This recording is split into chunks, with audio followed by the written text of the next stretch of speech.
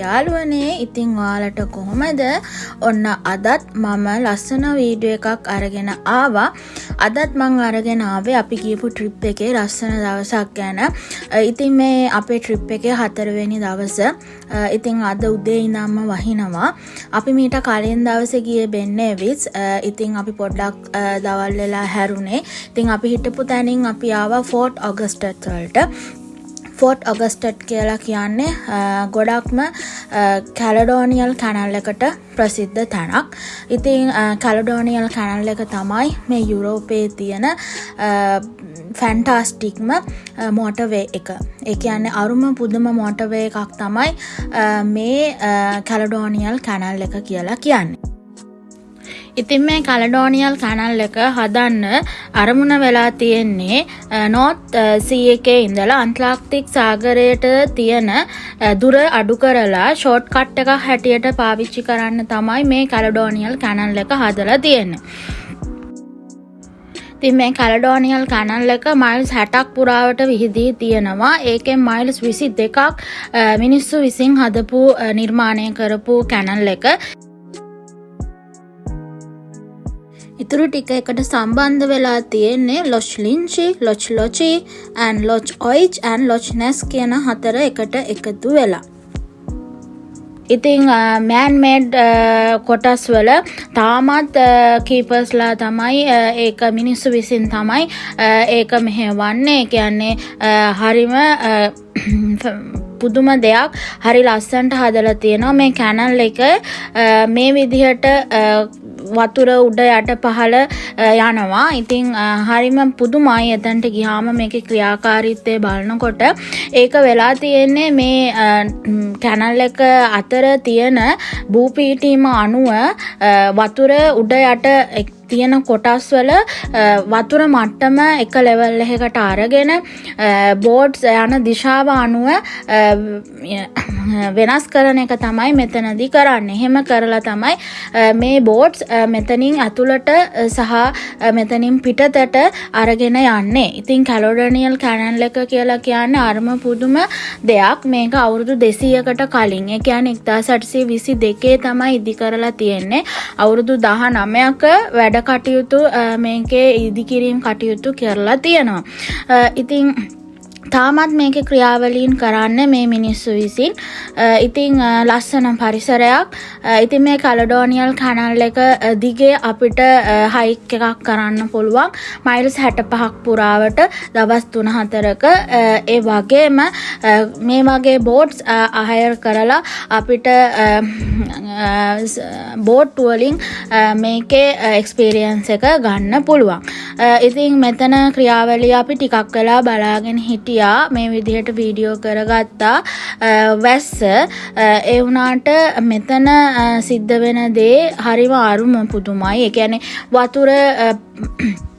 වතුර පිරෙනවා, ඊට පස්සේ වතුර පාලට යනවා, බෝට්ටු ටික අක්කම ලෙවල් එකට ආවම ගන්නවා. ඒක වෙනස්ම ක්‍රියාවලියක්. ඉතින් එදා අවුරුදු 200කට කලින් මේ වගේ දෙයක් ඉදි කරන්න හොඳ තාක්ෂණයක්, හොඳ ඉංජිනේරු තාක්ෂණයක් තිබිලා තියෙනවා කියන එකට හොඳම සාක්ෂියක් තමයි මේ කැලඩෝනියල් කැනල් එක කියලා කියන්නේ.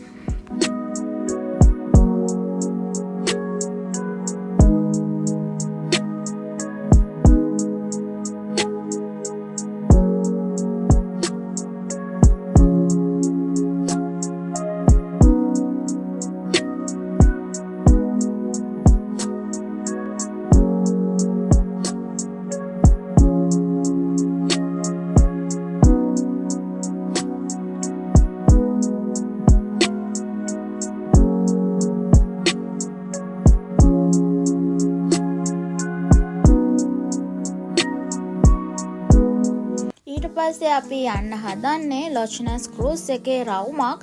ඉතින් මේකත් වෙනම එක්ස්පීරියන්ස් එකක්. ලොච් නැස් කියලා කියන්නේ ඉන්වර්නස් සහ ෆෝර්ට් ඔගස්ටට් අතර පිහිටලා තියෙන මයිල්ස් 6ක සර්ෆේස් එකක් තියෙන දුරක් තියෙන මේ ලොච් එකක්. ඉතින් මේක දෙවනියට තියෙන ගැඹුරුම සහ විශාලම ලොච් එක කියලා තමයි හඳුන්වන්නේ. ඉතින් හරිම ලස්සන පැත්තක්. ලස්සන දේවල් ගොඩාක් තියෙනවා. ඉතින් මෙතන ලොච්නස් ක්‍රූස් එකට පවුම් 22ක් වෙනවා එක්කෙනෙකුට. ඉතින් අපිට එතන කවුන්ටර් එකෙන් ටිකට්ස් ගන්න පුළුවන්. අරගෙන අපි පොලිමේ ඉඳලා ක්‍රූස් එකට අතුල් වුණා. ඉතින් අපි අන්තිම මොහොතේ තමයි ක්‍රූස් එකට ගියේ. ඉතින් අපිට ඒ වටපිටාවේ වීඩියෝස් කරගන්න බැරි වුණා. ඉතින් පස්සේ අපි ලොජ් එකේ ලස්සන බල ක්‍රූස් එකේ අත්දැකීම මෙන්න මේ විදිහට තමයි ගත්තේ.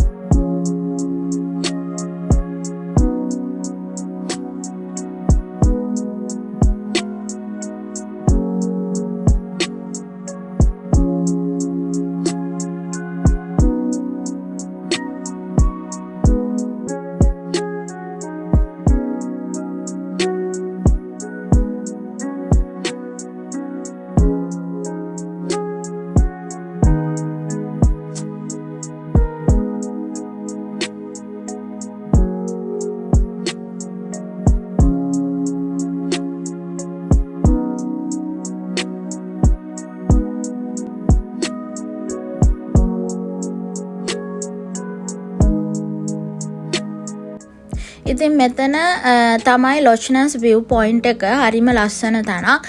ඉතින් ඕන කෙනෙකුට එතනට ගිහිල්ලා ලස්සන ෆොටෝස් වීඩියෝස් ගන්න පුළුවන්. ඉතින් අපිත් මේ විදිහට ලස්සන ෆොටෝස් ගත්තා. ඇත්තටම ඇස් දෙකට මනසට ලොකු නිදහසක් ලැබෙනවා මේ වගේ ස්වභාවික දේවල් එක්ක අපි ජීවත් වෙනකොට. ඉතින් ස්කොට්ලන්තයේ තියෙන ලස්සනම තැනක් තමයි මේ ෆෝර්ට් ඔගස්ටඩ් කියලා කියන්නේ. ගොඩක් ට්‍රැවල් කරන අයගේ එක ඩෙස්ටිනේෂන් එකක් තමයි මේ ෆෝර්ට් ඔගස්ටඩ් කියලා කියන්නේ. ඉතින් ස්කොට්ලන්ඩ් වල ඉන්න අය, UK ඉන්න අය ස්කොටිෂ් හයිලන්ඩ්ස් පැත්තේ යනවා නම් අනිවාර්යයෙන්ම මේ පැත්තේ යන්න. ඉතින් අද දවසේ ওই විදිහට තමයි ඉවර වුණේ. ඉතින් අද අපි නවතින තැනට ආවා. අද අපි නවතින්නේ පොඩ් එක. පොඩ් හැවන් කියලා ඉන්වර්නස් වලට පුංචි දුරක් තියෙන තැනක්. ඉතින් හරි ලස්සනයි. ওই විදිහට තමයි අද දවස ගෙවුනේ. ඉතින් තවත් දවසක ලස්සන වීඩියෝ එකක් අරගෙන මං ඔයාලව හම්බ වෙන්න එන්නම්. එතකන් සතුටින් පරිස්සමින් ඉන්න. අනිවාර්යයෙන්ම මගේ channel එක subscribe කරන්න, like කරන්න, comment කරන්න. එහෙනම් මං ගිහින් එන්නම්. bye.